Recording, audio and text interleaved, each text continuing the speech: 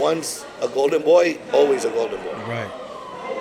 Now, this might be a little touchy subject, maybe not. Um, you're a cancer survivor, Yes, right? yes.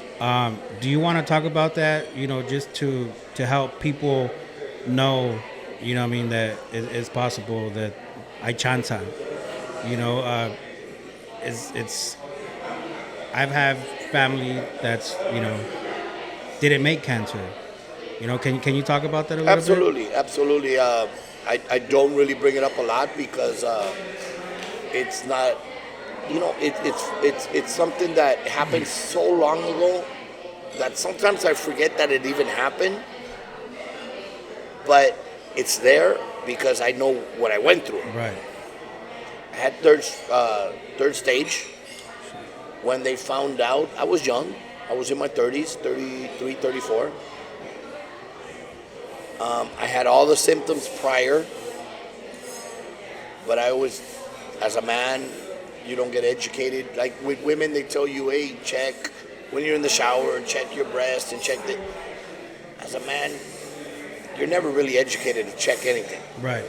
So I had the symptoms, but I thought, and what were the symptoms? Okay,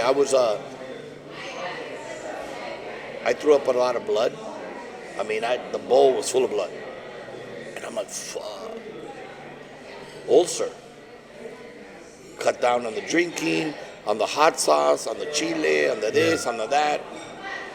And I'd stop. Melox here, Melox there. And I'd feel good for a couple weeks, and then back, and back, and back.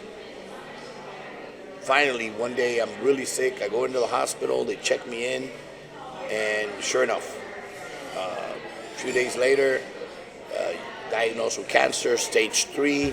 We got to start chemo right away.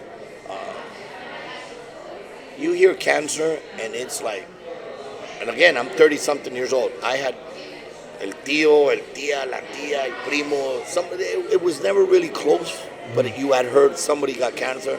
Most of the time, they died.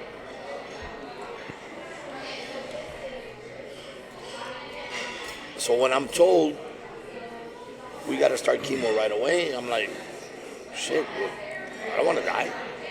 30-something years old, I got 2 little boys. All right, start chemo. I got so sick, Chubbs, I was dying. The treatment was worse than the illness because the illness, I was feeling stuff. I wasn't feeling good, but I wasn't sick. I just didn't feel right. The treatment was killing me. Really?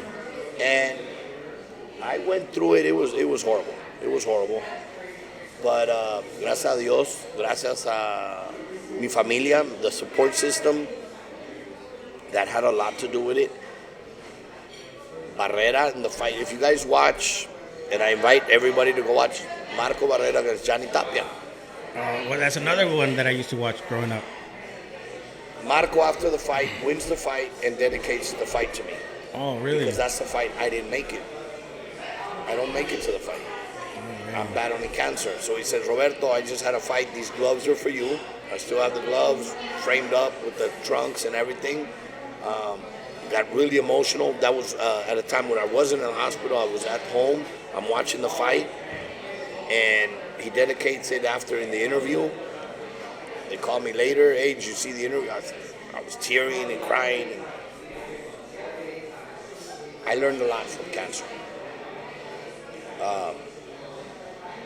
Dark days don't last forever. I learned, again, I said it earlier, let's learn from our fighters, from our idols, from the fighters that we watch. Don't throw the towel in. You got to keep fighting. And if any message I can give, it's we're all going to go through obstacles. We're all going to go through tough times, whether it's cancer, whether it's a death in the family, whether it's something. It's not going to last forever. Keep fighting and believe in yourself. Stand up. Get that corner behind you and fight. Because we're built to survive. We're built to fight and we're built to win. Man, that's crazy. And, gracias a Dios, we're here. You're here. You're healthy. You beat it. You know, not a lot of people are very lucky. You know, I hope that was okay. Yes, absolutely. You know, like I said, we want to get to know who you are, right? Overcoming those obstacles, overcoming cancer, and beating it is what makes you the man that you are today, right? And I don't want to end this episode on that. You know what I mean? So real quick, I saved this for last because I watch you guys when you guys come on. Thursday is. How did that come about? How